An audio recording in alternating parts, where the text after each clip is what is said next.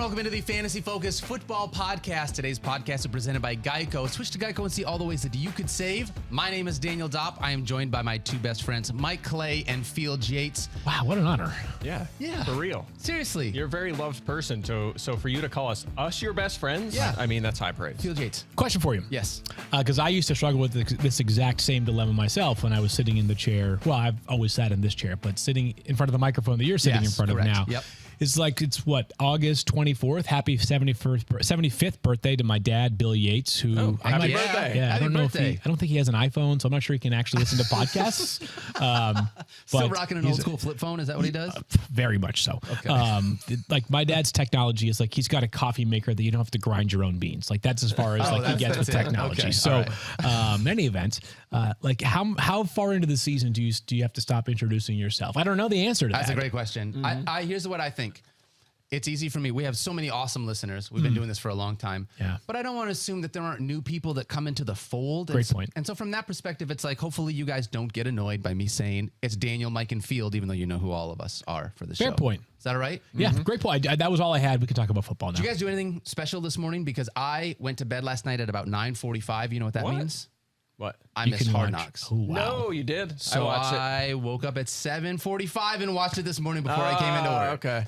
All No right. joke. So I was sleeping this morning a little before 7 a.m. and got a text that woke me up From who? From a new dad that was probably up early. I mean, that may have thrown off my schedule a little Guilty bit as today. charged. My bad. If I make some mistakes today, it's Yikes. because I'm a little thrown off by someone.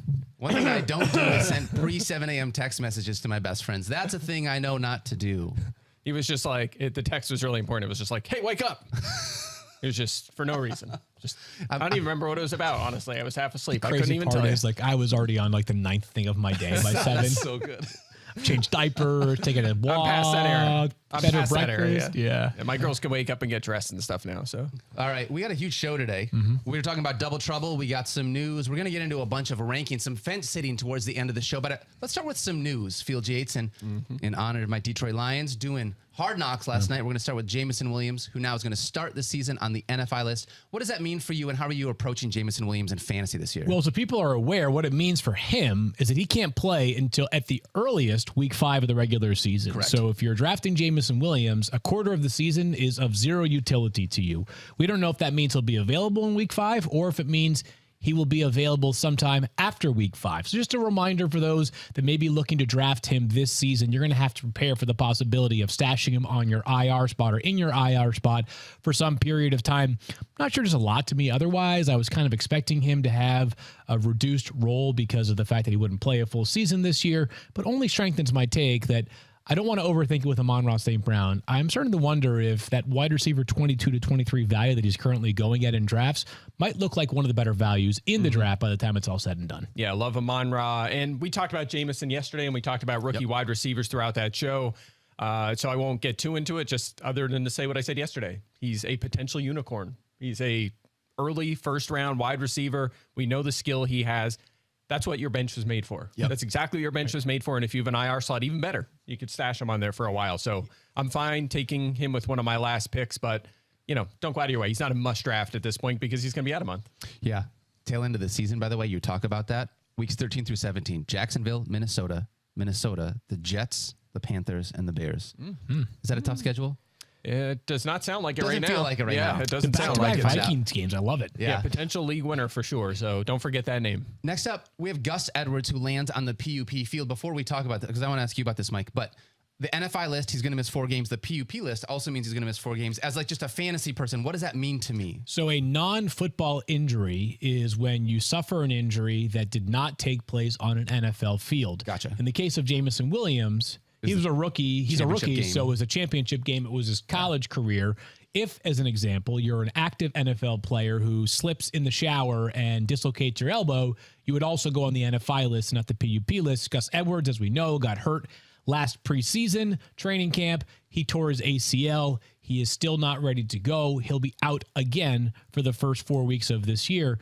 This backfield in Baltimore, Mike, could be pretty frisky the first few weeks of the year. And I don't know, frisky is not the right word. It could be complicated the first month or so of the year. Yeah, I mean, we should not be surprised if in week 1 Mike Davis has 15 touches, right? That's a 100%. definite possibility. I am high on J.K. Dobbins. I've talked about him a lot on this show. I stand by that. I still like him a lot. I'm still going to draft him. Hopefully his ADP keeps falling. I do expect a slow start, right? Yeah. I think that's a possibility. But if he is healthy enough to at least be active in week 1, I don't think it's going to take till week 6 or 7 before he is their lead back. The guy is a super athlete. He's still young. This injury was more than a year ago. I think that within a few weeks, if not week 2, maybe week 1, who knows, he'll take control of that backfield. So still like him a lot, not moving him, but Mike Davis now becomes a late round flyer. I was going to say, if you play zero RB strategy, if you employ that this year, which we talked about on a previous show, one of the realities is you got to be active on the waiver wire, and Mike Davis might be a reasonable late round target for those that went with that zero RB strategy. We're talking late round strategy, but he could be the lead back for week 1, maybe the first few weeks of the season. Who knows? J.K. Dobbins, the Ravens have been very clear.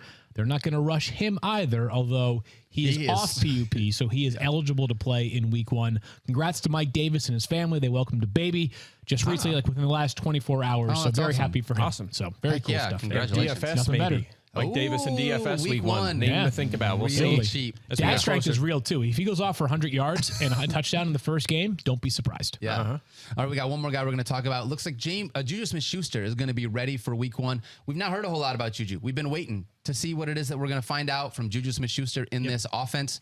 Field, how are you approaching Juju when you head into drafts? Yeah, mostly this is just a reminder. Like if you're doing your draft tonight and you open up the app and Juju's got a question mark or a red Q next to him and you're like, hold on, what's going on here? Not everybody sits around and reads Twitter all day like we do, or listens to press conferences from coaches, or reads press conference transcripts. So it sounds like he's good to go for week 1, as you mentioned, Daniel, per Andy Reid. He's the highest ranked of my Chiefs wideouts, but as we've talked about a bunch, it could be that the best value is every other wide receiver besides Juju, because they're going so much later on. And for all we know, Marquez Valdez-Scantling or Sky Moore could easily emerge.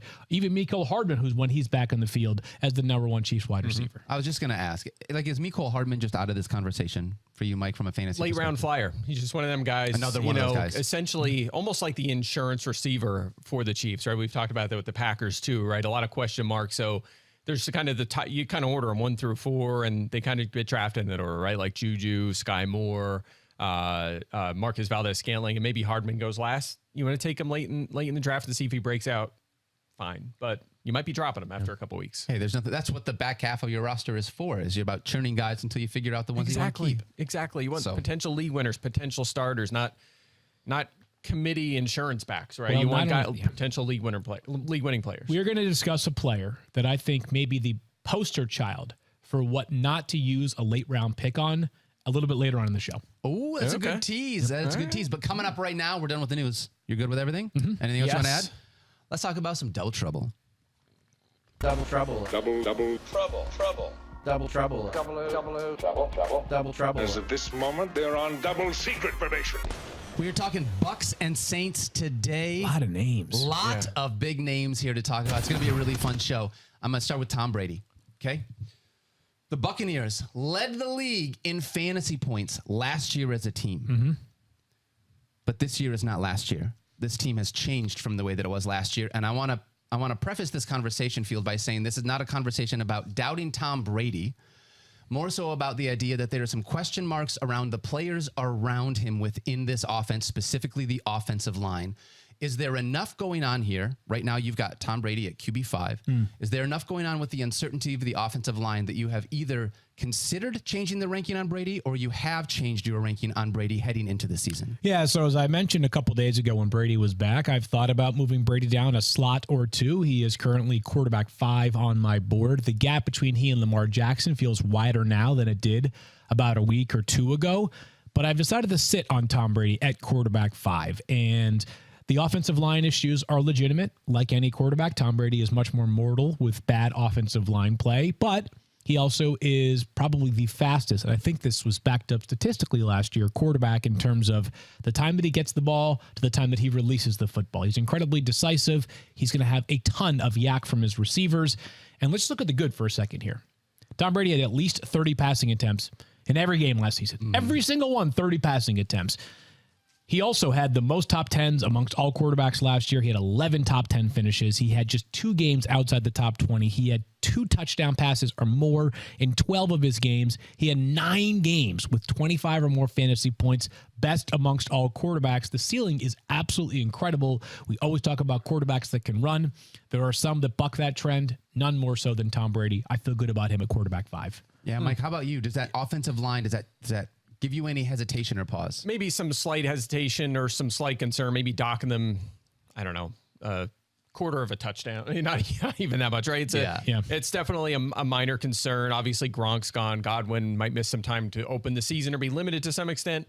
I think a larger concern for me is the fact that he had the second most pass attempts in NFL history last year and still was only QB3, right? So I think if we QB3. That's good. We're trying to decipher between, 8 quarterbacks we think are pretty much even, right? You're trying to, like we've talked about this a million times, from 4 to say 12 for me at quarterback is very, very close. I'm fine with either guy. I'm fine with Tom Brady, but I have a couple guys ahead of him for that reason. I think his pass volume naturally will, we'll say regress to the mean a little bit. I think it'll come down. Remember, new coaching staff here as well, at least a new, I should say new head coach, but there are reports that they want to balance it out a little bit, at least maybe take a little bit off of a 45-year-old quarterback. Still going to be pass heavy. Don't get me wrong. There's going to be a ton of volume here. Good chance he leads the NFL in pass attempts, but top 5 in NFL history, maybe not. Right. So the fact that he adds nothing with his legs is a limitation from fantasy perspective. So for me, he's more of a mid to back end QB1, not that top 3 guy he finished as last year. Kyle does note that Brady was second in the NFL last year in terms of time to throw from the time that he received the football. Can anybody guess who was number 1? Aaron Rodgers. No. What? No. Fastest to be able, hike, boom, throw. Derek Carr? No. Ben Roethlisberger, actually. Which kind of makes sense when you think about the Steelers' offensive line and the fact that he's not trying to take too many hits in his final NFL season. Yeah, but that wasn't always the case. He used to be. I would bet he was on the opposite end for a long time. He used to be like Aaron Rodgers is now and Patrick Mahomes. They would take forever because they were so elusive and strong in the pocket. Point, though, Field, Ben didn't need to wait for wide receivers to get downfield because he could only throw it like 5 or 6 yards downfield. So it doesn't take long for a wide receiver to get there. That is accurate. I mean, very low average depth of throw, yards per tar, all that fun stuff. It was tough. I'm in on Brady, though. In on Brady for sure. I think we're all in on Brady. I love this then. Okay. So if the offensive line issues don't change anything with Tom Brady, what about Leonard Fournette? Right now he's going in the 3rd round. You're taking him at that 2-3 turn. He finishes RB4 in points per game last year, but if you're going to draft him, he's going as RB10 right now. And that's the same range as CeeDee Lamb, Tyreek Hill, Mark Andrews, Travis Kelce. I mean, you got some serious fantasy contributors there. Does this offensive line, Mike, change anything for you about Leonard Fournette, even though it didn't do anything for you on Tom Brady? Not much, because volume is king, and I think he's going to get it, right? And I'll tell you what, I think he's being undervalued right now. Yes, sir. I think I can't remember the last time I did a draft where I was like on the clock and he wasn't sitting there at the top of it, like the top guy available, like, because no one wants him. He's boring. He's like James Conner. It's just a boring pick. No one wants those kind of guys. But I'll gladly take him. I mean, look at last season. Through week 14, before he got injured, there were 2 running backs with more fantasy points, Austin Eckler and Jonathan Taylor. That's it. That's how good he was last year. He was top 10 in yards and touchdowns, top 4 in routes, targets, and receiving yards. And that includes the 3 missed games. So it wasn't just as a rusher. He was very involved in the passing game. And also, this didn't come out of nowhere, right? He's been a top 10 scoring fantasy running back in 3 of his 5 NFL seasons so far. So he's done it consistently, been a high-end fantasy producer. And I have seen nothing to suggest that his role is going to change this year. Tom Brady's still the quarterback. He loves him. He's going to want him on the field. I know they drafted a running back in the 3rd round, but... Did they do that 2 years ago and last year? They did. And they signed Gio Bernard, who was going to be the passing back last year, and they re-signed him as well. Yes. Even if he loses a little bit of that passing game work, not worried about it. Oh, he should deliver as an RB1. 3rd in running back targets to like 5th in running back targets. And still be an RB1. 3rd in RB receptions to 5th in RB receptions. He had 5 games with 20-plus touches last year. He had 20 goal-to-go carries for the Bucs last season. The next closest player on the roster was Ronald Jones at 9. So more than double Ronald Jones, who, by the way, of course, now plays for the Chiefs, at least for the moment. I'm very much in on Leonard Fournette this season. They're a great pass-catching back. And I think that interior offensive line play concern might only make them slightly more pass-heavy. Maybe not as pass-heavy as they were last year because it was borderline, historical from Tom Brady. But if you can't run the ball, you know what they're going to do? We're going to go 4 wide. We're going to have Leonard Fournette sitting next to Tom Brady, who's going to be in the shotgun. And just next thing you know, Tom Brady dumps it off to Leonard Fournette for 8 yards. Next play, Tom Brady dumps it off Leonard Fournette for 9 yards. Move the chains, keep things rolling. I love Leonard Fournette this year, and the money was real, too, right? 3 years, $21 million for a team that had a lot of difficult decisions to make this offseason. They paid real money to a running back. And as we know, some teams not willing to commit those kind of finances to just a really solid football player. Yeah, by the way, offensive formation packages dictate defensive personnel, right? So if they do spread it out and still hand it off to him, that's going to help his yards per carry, right? Bunch It's of going to help safeties his playing linebacker. Exactly. Yep. Exactly. Yep. 100%. I love Lenny. One of my favorite running back values. He has one of the most sought after spots within fantasy, not just being Tom Brady's guy, but being the running back on the highest scoring fantasy offense last season.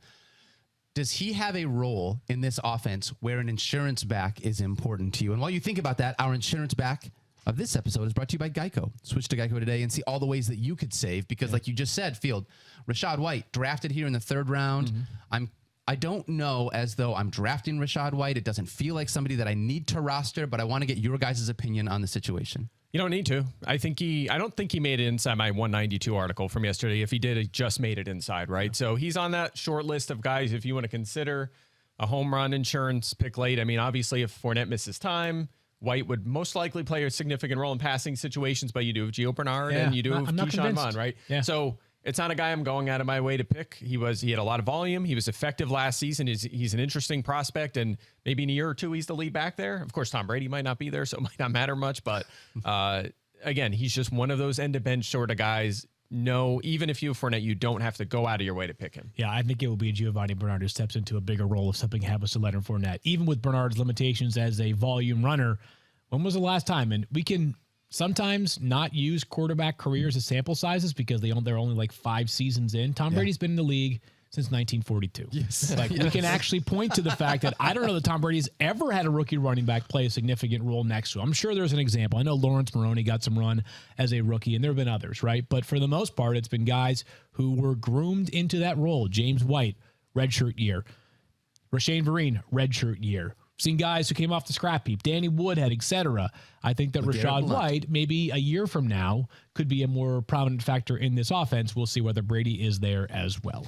All right, let's turn over to the pass catchers here. Mike, I'm going to start with you because doing Mike Evans 2 seasons with Brady. Yeah, he's awesome. He's finished as wide receiver 16 and wide receiver 11. However, if you want him this year, you got to draft him as a top 10 wide receiver.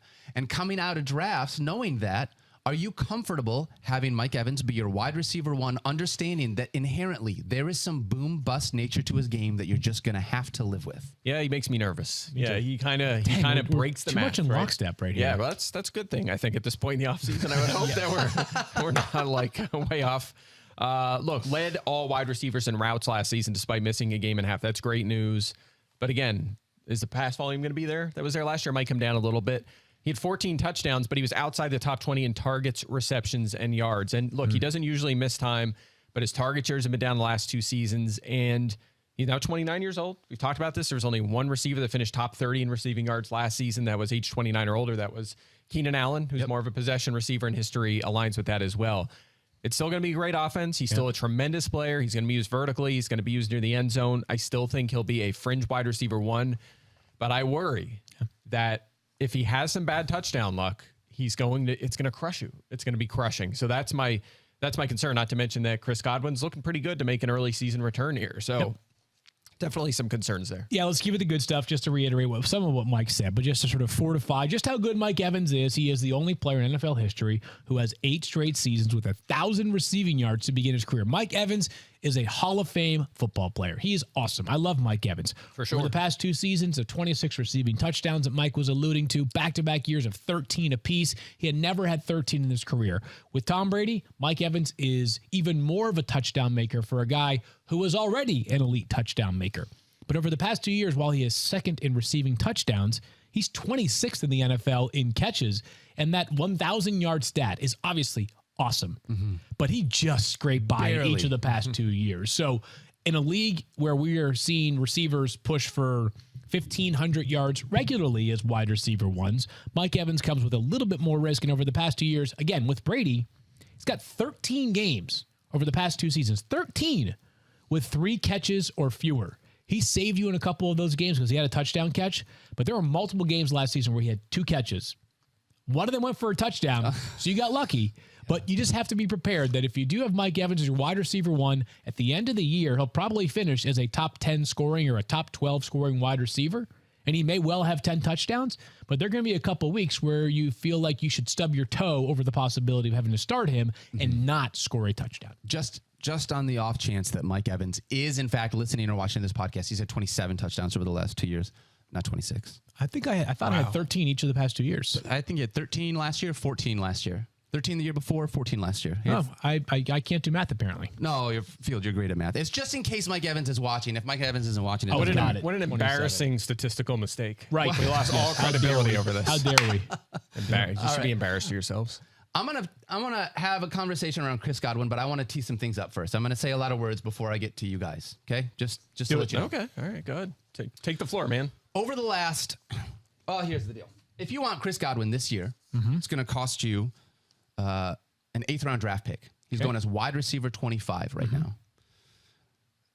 He's fallen that far because of the ACL, right? We understand that. He's back practicing, which I'm excited about.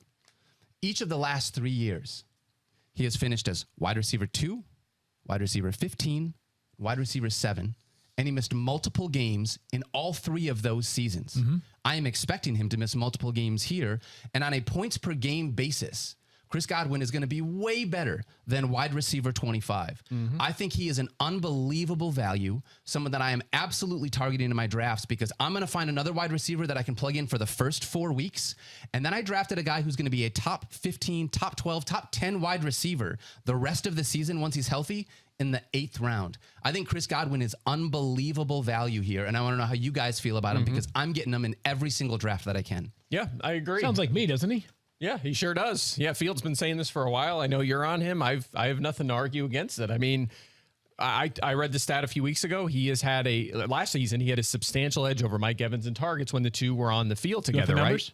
Go ahead. Let's go. At the time of his injury, he had 29 more catches than any other Bucs player, 27 more targets than any other Bucs player, and 204 yards than any other Bucs player at the time that he got hurt. He was clearly wide receiver 1, except for the fact that the only thing about Chris Godwin that's a mitigating factor besides his health is that his touchdown upside has not traditionally been near what Mike Evans has been. Yeah, because Mike Evans is freaking 6'5", and he's a but he's also still got 12 over the past 2 years. So that's not a massive number, especially with Tom Brady having, I think, 80 passing touchdowns over the past Something 2 like years. that. So Yeah. I love him.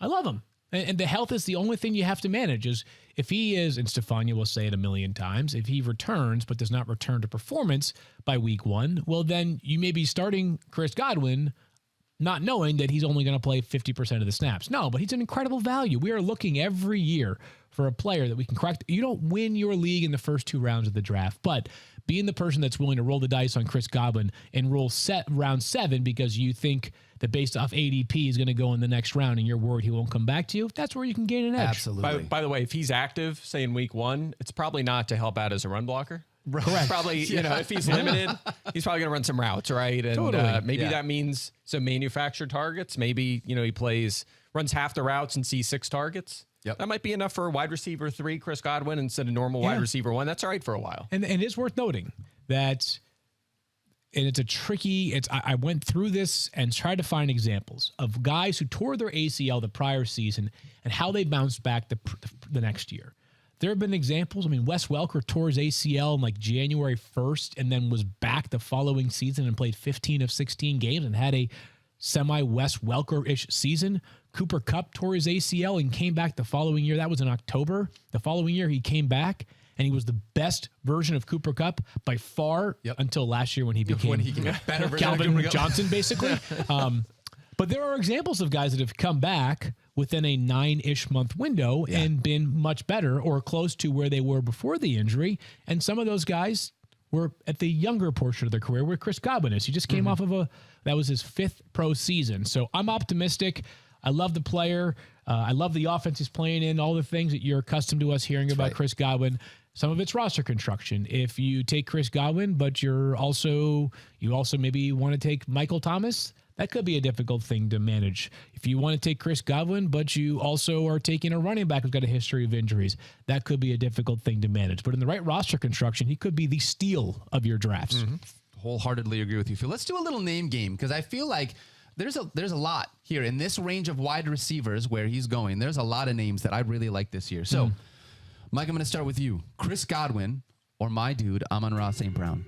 I'm going to go Amon-Ra here. He is healthy, and we talked about him before. I'm hyped up for him this season. He was so good down the stretch. I mean, at some point, we have to show the graphic of the list he's on in terms of the sort of production he had down the stretch. I think it's 8+ catches in 6 consecutive games in NFL history. Yep. Every other player on that list is a Hall of Famer or superstar player, and he's on that list. So I'm going to lean Amon-Ra. It is close. I have him 3 spots ahead. 3 spots. What about you, Field? I have Chris Godwin ahead of Amon-Ra St. Brown. This is about to be a very boring name game, and it's a reminder of what do you need, right? So for me, the idea with Chris Godwin ahead of Amon-Ra St. Brown is that if we knew both of them were going to play in week 1, this is not a conversation, right? But there's a possibility that Chris Godwin won't play in week 1 or week 2 or maybe even week 3. Who knows, right? We think he could very well play in week 1. And if you are drafting somebody in the 8th round, there's a pretty decent chance that guy is not going to be one of your top 2 wide receivers or even your flex play right away. And if Chris Godwin gets back to Chris Godwin by week 5, you could have 3/4 of the year of a top 10 wide receiver. So I still have Chris Godwin over Amon-Ra. As Mike bobs his I'm jamming. head. This Yeah, is the some good music. elevator music. Yeah, This is I like great it. elevator music. All right, how about Amon-Ra St. Brown? How about Chris Godwin or Hollywood Brown, Field Yates? Yeah, I still have Chris Godwin here. Hollywood Brown's going to be really busy those first 6 weeks, and he could be a really, really good player this year. We just have seen a bit more up and down nature to his game than we have Chris Godwin. Yeah, maybe you could use Brown for a month and a half and then trade him for Godwin. That'd Godwin be- starts yeah. slow. It could be a strategy. I have Brown ahead. Love him. He was 11th in points per game last year with Lamar Jackson. His final point total ended up a lot lower. Why? Well, he was 67th without Lamar Jackson last year. Obviously, that makes perfect sense. He has Kyler Murray now, who is extremely accurate, extremely productive, a better passer, frankly, than Lamar Jackson. So I'm really hyped for Marquise Brown this year. All right, what about Darnell Mooney or Chris Godwin? Last one, Mike. I am going with Mooney. It is close. I have him 2 spots ahead. Again, I'm still baking in a little risk with Godwin here. A slow start, and it's a factor. So, look, Mooney was 10th in target share at 27% last season, top 20 in pretty much every category except touchdowns. I think Justin Fields will be a little better this season. I like him. I think Mooney's a little undervalued, so I'm leaning toward him, and I picked against Godwin on all of these, even though I said I love Godwin. So maybe and not I'm as much. picking Godwin Certainly in not as all much of as them. you. Yeah, I'm picking him in all of these, but it's very close. I've got Godwin at 19, Darnell Mooney at wide receiver 21. So what I'm really telling you is that if I wake up tomorrow morning and I have a draft and Darnell Mooney's on the board and Chris Godwin's also on the board, I might take Darnell Mooney over Chris Godwin. But the bottom line is that Darnell Mooney's quarterback situation a little more precarious than Godwin's, which is sort of offsetting the injury concerns. Last question from me on Chris Godwin. We'll move on because I know we've talked for a long time. When you look at these 3 wide receivers, Amon-Ra St. Brown, Hollywood Brown, and Darnell Mooney, is Chris Godwin going to score more fantasy points per game than any of these wide receivers this season? Forget about total points. Is he going to score more points per game than these guys? Probably. Yeah, that's my guess. I mean, Amon-Ra, I think we'll test him a little bit in that regard.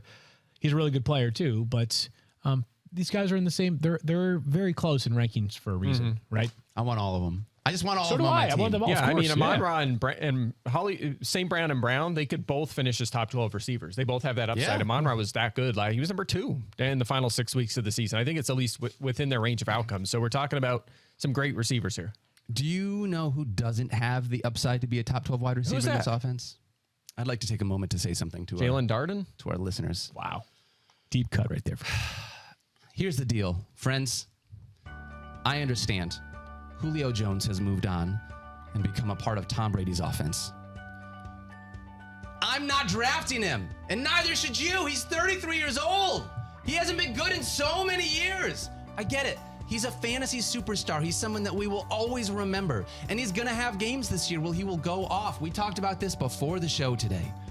You have no idea when he's going to have those 3 games where he scores more than 15 points. You can't start him reliably any given week. Don't draft Julio Jones. It is name value. He is a former superstar, but he is not worth it this year in fantasy. Don't do it. That is my PSA to all of you fantasy managers out there. And with that, I want to know, do you guys agree with me or disagree with me on Julio Jones? Because I've gotten a lot of hate for my Julio hate over the years. So first of all, was that a PSA or a fantasy funeral? Because it seemed like you were just sending him off into the sunset. Both. Enjoy retirement, Listen, Julio. He's It's 33 over. years old. What were his yards per route route run last year? Well, first of all, I want to say that I do agree with you. Okay, last season he played in 10 games with the Titans. I would have no 10 games, idea. 31 catches, 434 yards, and a touchdown. That's not Julio That's it. Jones. Wait, That's did you say it. a touchdown like per game, a touchdown?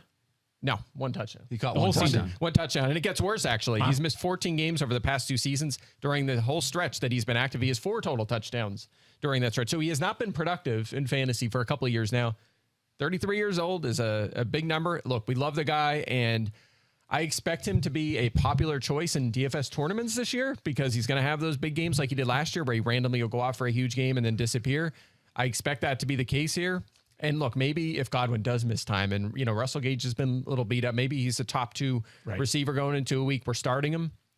But there are a lot of good options late in your draft, and Julio is probably going to be so inconsistent that you're not going to want to start He him. doesn't have the upside of those options that you're looking at later on in your draft. He is boom bust upside. That's about it. Yeah, this fantasy football is not an 18-week game. Sometimes it's pockets of the season. And there's going to be a pocket at some point this season, maybe a week where Julio Jones has a sort of vintage game. There also might not be, right? We kept thinking that was going to happen last year. He had a decent week 2 against Seattle last year, and we were all like, there he is. And then in week 18 was like the next one. Right. So here's what it comes down to. Is you have to probably state your case for a Bucs wide receiver. There is opportunity for a third Bucs pass catcher, not Leonard Fournette, to have a pretty consistent role. And you have to decide which one it is going into your drafts. And I'd make the argument for Russell Gage over Julio Jones. The case for Julio Jones is pretty simple. Tom Brady wanted Julio Jones. Julio Jones got real money, $6 million guaranteed from the Buccaneers. I thought he might be like a $2.5 million player from a team this year. He got real money, and maybe Tom Brady has that old guy pixie dust that allows Julio Jones to be revitalized. Gronk started really slow in Tampa Bay. He had 0 touchdowns in his first 5 games with the Bucs, and then he kind of turned things on. Maybe Julio Jones would be good for a handful of games or a string of games here or there. He's a waiver wire ad, though. Eric Moody will be writing about him at some point during the season, I'm sure. Russell Gage, though, kind of does intrigue me. It's not going to be Antonio Brown because Antonio Brown, Yes, thank you. pure football standpoint, is 10 times the Different player, right? Yeah. But Antonio Brown last year in 4 games that he did play in full commanded a 29% target share. Now, part of that was because Tom Brady loves Antonio Brown, the player, but Tom Brady also advocated for Russell Gage, who got $10 million per year to sign with the Buccaneers. He's another one of those guys amongst those wide receivers who could be a useful piece late in the draft. For a while, we didn't know how soon Chris Godwin would be back. Like, I thought he might be a guy that could be a top 30 wide receiver going into drafts because we didn't know if Chris Godwin would be available until like the middle of the year. With Godwin's timeline escalated, a little bit less value for Russell Gage. But if I'm finding a third pass catcher, it is Gage. Yeah. I agree with that. Yep, agreed. Is there anyone else here, tight end wise, when we're looking at this, right? Gronk is gone. You got Cameron Brate, Kyle Rudolph, Kyle Otten. None of the guys moving the needle here. No, not right now. I'm in Dynasty. That's it. I'm good. Okay. All right. We're going to take a quick break, come back, and talk about the Saints in a minute. But first, Caesars. we're going to talk about Caesars. Oh, yeah. Thanks, How many Phil wins? Yates. You're welcome. Well, the line is 11.5. I'm at 11.6. I love it. Just above. So I'm avoiding that one. I have a question. When we say, are you Caesars? You might be. Are you sure? I'm not Caesars. We probably have somewhat of a similar process. Okay. I'm taking the under. 11. Yeah. 11 wins this year. Tough schedule for the first 4 weeks for the Bucs. I'm going to take the under, too. Nice. I'm passing. Sorry, Mike Clay. Not betting it. All right. First, a message from NerdWallet. When it comes to choosing your top running back, wide receiver, quarterback, and even which defense is right for you or your team on any given week, you know where to turn. It's Mike Clay. But when you're trying to decide on the right credit card for your wallet, the right mortgage lender for your dream home, or even the right savings account, where are you supposed to go? The nerds at NerdWallet are here to help you make a smart financial decision. NerdWallet is a personal finance site run by money nerds. Think about people as obsessed about personal finance as we are about fantasy sports. And they want to share their knowledge with our listeners to help you guys find the right financial products for you. All right, so let's say you're looking for a new rewards credit card. NerdWallet can help you compare cashback cards side by side so you can feel confident choosing the one that suits your spending needs. Think of them like your weekly wide receiver PPR rankings, but you're comparing top credit cards that work for you instead. So are you ready to make a financial decision? Compare and find top credit cards, savings accounts, and more at nerdwallet.com. NerdWallet, the smartest decision for all your financial decisions.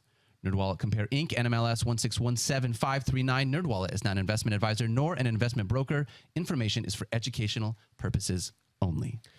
So we established earlier we're not looking to the Tampa Bay backfield for insurance, but you know where we are looking for insurance? I'm not sure where, Mike. Geico. Oh, yeah. Geico asks, how would you love a chance to save money on insurance? I'd love it. Of course you would. After all, who doesn't love a great deal, right? And when it comes to great rates on insurance for all the things in your life, Geico can help, like with insurance for your car, truck, motorcycle, boat, and RV. Even help with homeowners, condo, or renters coverage. You can save even more with a special discount when you bundle your coverages. Plus, add the easy-to-use Geico mobile app, available 24-hour roadside assistance, and more. And choosing to switch to Geico becomes an easy choice. Switch today and see all the ways you could save with great rates and discounts. It's easy. Simply go to geico.com to get a rate quote or contact your local agent and get started seeing how much you could save. I think we got some breaking news here, Field Yates. Is that true? We do have some breaking news, and this is the good stuff here. You ready for this? I'm ready. I open up the Twitter machine, and what do I find? ESPN re-signs senior writer and injury analyst Stefania Bell to new multi-year contract. Let's go. Congratulations, Stefania. This is the first I'm hearing of it. Is Did that you why guys she's already on the know? show today? Is because she's signing her contract? That's what it is? No, she's signing her contract. She's signed it already. She's using that signing bonus. She's in like off to Bora Cabo, Bora right yeah. now. Yeah, like Yeah. Stefania is being fanned by somebody on a private island at the moment. Heck yeah. Good Wow. for Wow. Stefania. that is That's awesome. awesome. Great news. Yeah, it's really great news, and we'll take 30 seconds here to just sing the praises of her. She's so thoughtful and so kind and so good at her job. Such a great teammate. Stefania, we love you so much, and you are so good at what you do in a field where so many people are so urgent and so anxious to be out there saying, ooh, this looks like it could be a torn meniscus or an ACL or a broken elbow. And then 5 minutes later, the guy who has a torn ACL, I'm using air quotes, is back on the field running at full speed. You teach Zach us that Wilson. discipline is a very, great call. There's a very important thing. You are as true to the good as it comes. Stefania, we love you. Congratulations. Yes, great news. And by the way, we joke that she's off on vacation. She's working. She's out of training camps, grinding, getting something that really no one else can bring to this show, right? So she'll be back on tomorrow and bring that injury news to us. Yeah, Stefania will call me up. She's like, yeah, sorry, just leaving Dr. James Andrews' office now after a consultation. He wanted me to come in and work through some things. I'm like, yeah, I'm leaving Wendy's. Yeah. It's same. Yeah, same. same thing. I was just Basically testing out their new burger. It's amazing. So, I love so it. happy for Stefania. Congratulations, Yes. Stefania. So excited. She's going to be on the show tomorrow with us. Oh, So that'll great. be a lot of fun. We Dinner can on talk her. about that. Maybe she'll tell us what her signing bonus was. All right. And sing. Does Hard she have Knocks. to sing? Yeah, she has to sing Does and she do have her talent? Yeah, Good. that's yeah. All right. Talking about the New Orleans Saints. Let's go. We're going to start with the quarterback position where Jameis Winston is under center. I don't think that he has any value in redraft leagues. I want to ask you about two quarterback leagues, Mike Clay, but I also want to ask you, Jameis Winston was a quarterback that once threw for 5,000 yards and supported two top 5 wide receivers in fantasy. Is there any chance that Jameis, who he is now as a quarterback, and this offense could potentially get back to that? Or should people just take that Jameis and move it out of their mind because he's no longer that player? Yeah, so I have him 21st, right? So I'm not drafting him necessarily, but I'll tell you what, this is a guy that if you said who's outside your top 20 and could finish top 10, it's probably him, probably right? him. I mean, we saw last season he had 2 top 5 weeks, but he was 16th or worse in his other 4 full games, right? So he was very boom bust, but he was 5th in QBR before his injury, so he was playing at a high level efficiency-wise. And we know he's aggressive, right? He's never finished lower than 6 in average depth of throw. And finally, good supporting cast, maybe the best we've seen in New Orleans in quite a while. The offensive line took a little bit of a hit. Teron Armstead is gone. The O-line is still solid, though. You have Chris Olave, who they drafted in the top 15. You have Michael Thomas back, hopefully, for the season. You have Jarvis Landry. You have Alvin Kamara to the backfield. It's a pretty good situation, right? So I think that he has a chance to have a bounce back, we'll say, from a fantasy perspective and be a QB1 or a streaming option. But there's a lot of guys in that conversation, and that's why he's so low in our rankings. Yep. Field, do you have anything to add to that? I think Mike summed it up nicely. I agree. Yeah. I agree with you there. Good job. Thanks, man. About time. I'm going to ask you about Alvin Kamara then. Yeah, I want to. Yeah. Is that okay? Yes, but I have to start with something after you ask me the question. Okay. Yep. He was drafted as running back 3 last year, finished as running back 5, Yep. currently going right now as running back 7. That is because of all the things that have stemmed from the offseason. Right. However, we've heard from Adam Schefter now over a week ago about Alvin Kamara's potential situation not taking place, not having any court situations happen this year. So are you drafting Alvin Kamara at his floor when you draft him at RB7? Maybe. I want to start by saying something, and I think Adam Schefter will be the first to admit this, is that how things are leaning could change in a moment's notice, second, right? of course. In a moment's notice. I'm not holding Shefty to the – if we find out tomorrow that's up and popped up and Alvin Kamara is going to be suspended for 6 games, he didn't get it wrong. All right. What he is hearing can change. This stuff, trust me, we've been through a full off season where we know that punishments can change pretty dramatically for players. There's still risk here. All right. Because if he does miss 6 games or longer, then obviously if you draft him in the first round or at the top of the second round, you're in a heap of trouble as far as your fantasy roster is concerned. I'm going to evaluate this through the prism of him playing 17 games this year and not being suspended. If that's the case, then yes, you are drafting him at his floor. You mentioned last year how he finished. Since he entered the NFL, no running back has more targets or receptions than Alvin Kamara. That's 5 seasons. By the way, if you look at that total leaderboard list, it's Alvin Kamara, Christian McCaffrey, not that far behind him. McCaffrey would be higher on a per-game basis, but because of injuries, then there's a big gap. Huge. Those 2 guys are different than every other back in the NFL as far as the receiving role and their upside. Last year, Alvin Kamara saw a reduction in his receiving output, but he still had the ball a ton. He had 24.0 opportunities per game. That's targets plus carries. He's a workhorse for them. The best case scenario as far as his usage, Mike, is if the Saints say, you know what? More Mark Ingram this year, or more of their depth level running backs as ball carriers and more of Alvin Kamara as a pass catcher, because when I say that he has 81 catch upside, I mean that very specifically because he had, as a rookie, 81 catches. As a second-year player, 81 catches. As a third-year player, 81 catches. Mm-hmm. So if Kamara gets that passing game utilization, he'll end up being, if he stays on the field, one of the great values in your draft. You're exactly right. And you saw on the screen, if you're watching the video here, he had a 3.7 yards per carry last year. That's a career low, and it's not good. But remember, early in the season before they had Mark Ingram, they were just running in between the tackles, running. That's not normally how he is deployed. And then they got Ingram, and that kind of changed. That could potentially happen this season as well. So look, he has never not finished top 5 at running back in targets. He is, to your point, is a huge bad floor. Last year. It had and 5th in targets. Right. He was still hanging around a 20% target share, right? He just missed some time and they were inefficient. They had poor quarterback situation for a lot of the season. But he also had a career low in catch rate on top of the yards per carry. And still, he was top 10 in fantasy points. Again, every year of his career, he's been top 10. So there's no doubt if you get him at a discount, it is close to his floor. I've moved him up in my rankings. I'm up to 6 with him right now. And I feel comfortable taking him around that 1-2 turn. If that happens, if you draft Alvin Kamara this year, you find that a suspension happens later on in the year. This is part of the risk of fantasy when you draft a guy. Like, that's the value that you are potentially getting. That value also comes with risk. This happened with Zeke a few years ago. Mm-hmm. We found out his suspension on the eve of the season. Yep. People were having to decide, do I draft Zeke? Do I not draft Zeke? How high do I draft him if I do draft Zeke? It's happened before. There's risk involved in a lot of ways in fantasy. Or the peak one of all time, Le'Veon Bell. Yes. One first overall pick the whole offseason, and he doesn't play the entire season. Yep. That wasn't even injury related. It was just holdout. Holdout, yeah.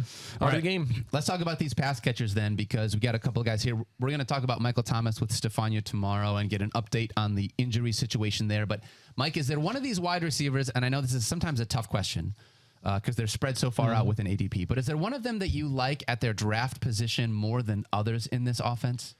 I think Thomas is fine, but we talked about Chris Olave yesterday. That's my favorite target in this group for sure. But again, I mean, just on Thomas alone, I mean, before the last 2 seasons, he was top 7 every year. I mean, he was an elite producer, had one of the best seasons of all time for a wide receiver. So I'm at 29. That's one spot behind his ADP. I'm okay with it because of the upside he brings again, but obviously there's some risk, and I want to hear the latest from Stefania. I want to know how she feels on him. I know there is some concern there. But the reason that again, we'll get into the other receivers in a second, but Thomas alone, where he is going, I think is fine. I think it factors in the risks that are involved. I mentioned earlier about Chris Godwin that, like, if you're taking Chris Godwin, it's hard to also justify DeAndre Hopkins on your roster, right? But if you have a relatively clean and steady start to your draft, how can you not love Michael Thomas? I understand that this guy could miss half the season or more because of injury, which, by the way, every player in the league could do that. But if you're getting him in the 8th round right now, are you kidding me? Like, what's the downside there? The downside is you burn an 8th round pick on fire. You know what happens all the time? You burn 8th round picks on fire. And I get it. Michael Thomas sometimes is the butt of jokes because people call him slant boy and think that his game is reduced to just basically something that anybody could do. He happened to be playing in the perfect offense with Drew Brees when they were clicking at a way that they are not clicking at right now.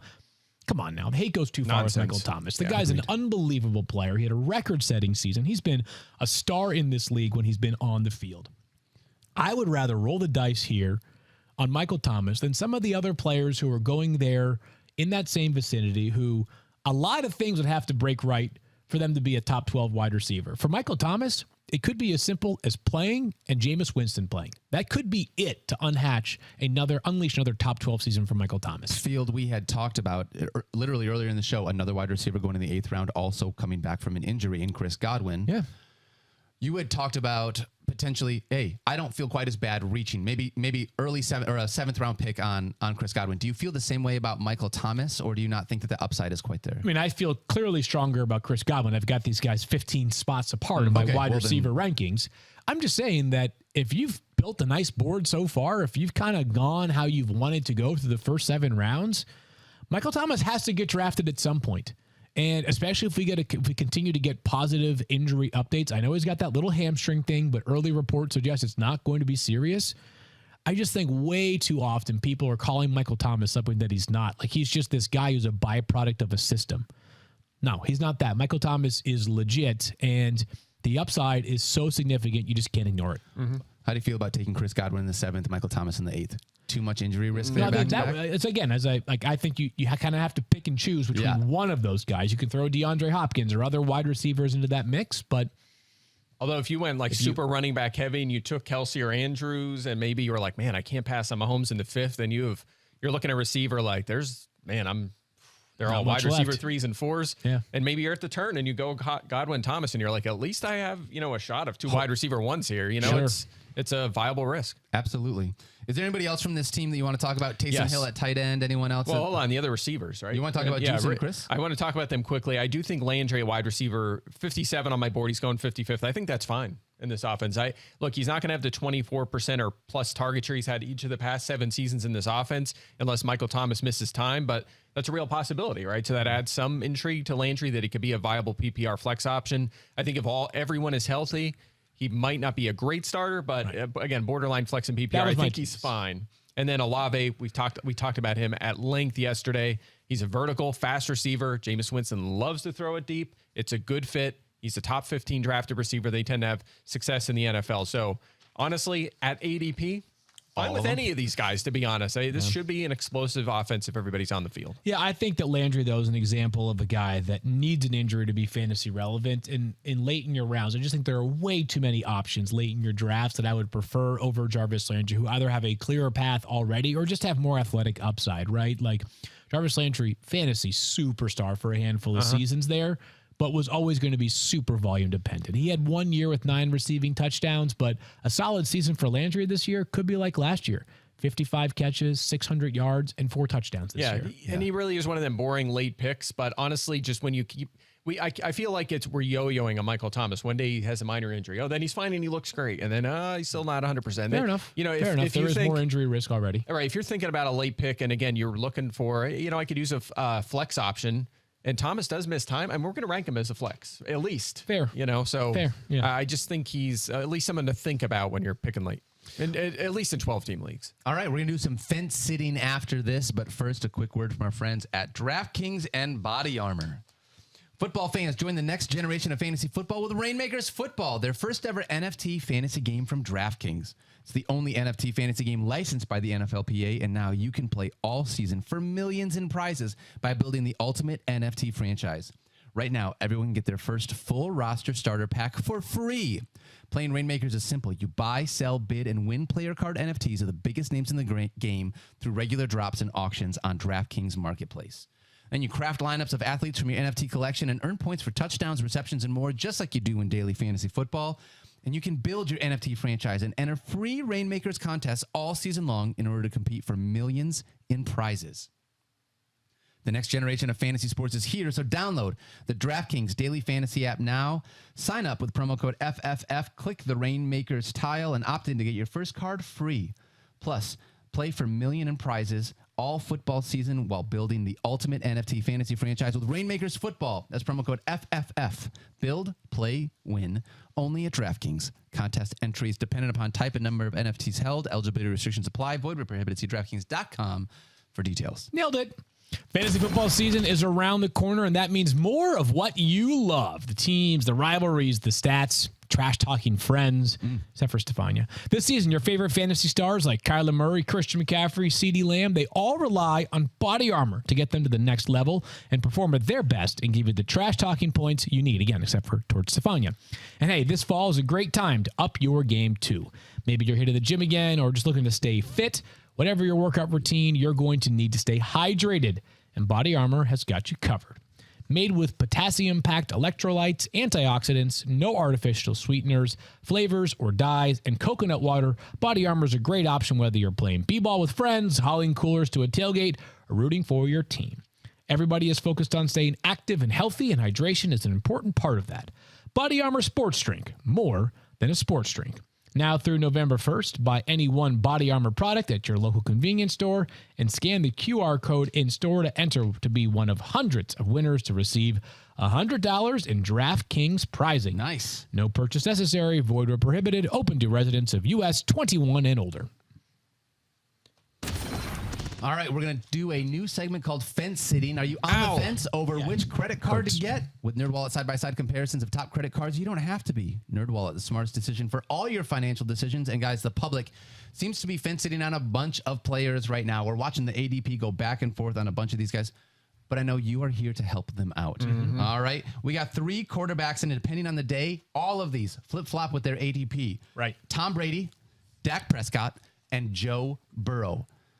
Field, I want to start with you. Okay. When you're looking at these 3 quarterbacks, do you have a clear way that you are ranking them in your rankings? Well, I have a clear number 1 of these 3. Oh, it looks like it's Tom Brady. Tom Brady, I think, if he's the best player out of these 3, obviously, and it's a debate between the Bucs and the Bengals over who has the better weapons, but both of them are elite. Tom Brady's been doing this for longer than literally any other quarterback. So I have Brady number 1 out of these 3. Joe Burrow certainly has a chance to make a big charge, but as Mike has cautioned people a couple of times, Joe Burrow last year had, was it 40% of his production in 3 games? Last 3 games. Just about. A late charge really tilted the way that Joe Burrow's end-of-season stats look. So I've got Brady 1, and then Burrow and Dak, to me, are sort of just a coin flip. I have them 9 and 10 in my ranks. I have Dak ahead by 1 spot over Brady, right? So it's a close call. I'm fine with either one falling to me in my draft. I actually took Brady in our marathon draft. So look, we talk all about Brady's big-time stats last season. Well, Dak Prescott had a career-high 37 passing touchdowns, was top 10 in pretty much every category,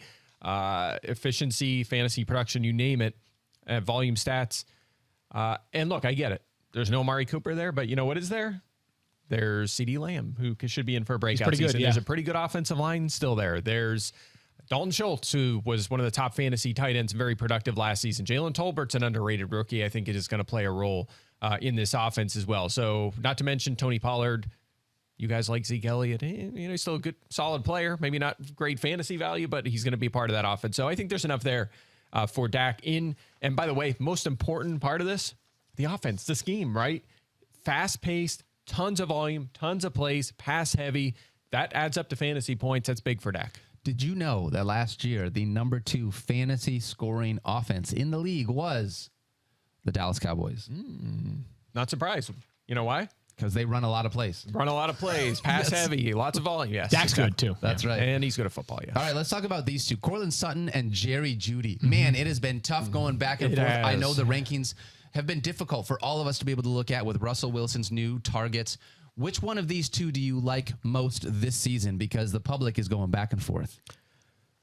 I'm a big fan of Courtland Sutton. I've been his whole career, but I'm going Jeudy here. I'm going with the pedigree. He's had a pretty nice target share so far in his career, but he's had an ugly 54% catch rate, and he has 3 touchdowns on 167 career touchdowns, had 0 last year. I think he's a really good player who's been in a bad situation, and I think that changes with Russell Wilson this season. So I like Courtland Sutton ahead of Jerry Jeudy, so I'm going to ask you to board bet here in just a second. We have seen Sutton with a longer track record of production, and I know that's unfair. He's actually been playing for longer, and as Mike mentioned, quarterback play has been bad, but Sutton's an elite vertical threat. He led the NFL in air yards per target last year by a sizable margin, and part of this is something that fans probably don't want to hear.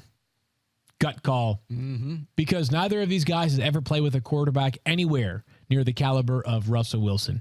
And as we've seen with Russ, Sometimes it looks like he has a stronger rapport with one of his top 2 wide receivers than the other. Felt like at times there was a stronger chemistry with Tyler Lockett, and then it kind of flip-flopped to DK Metcalf, but on average, it felt like he and Lockett really had that special bond.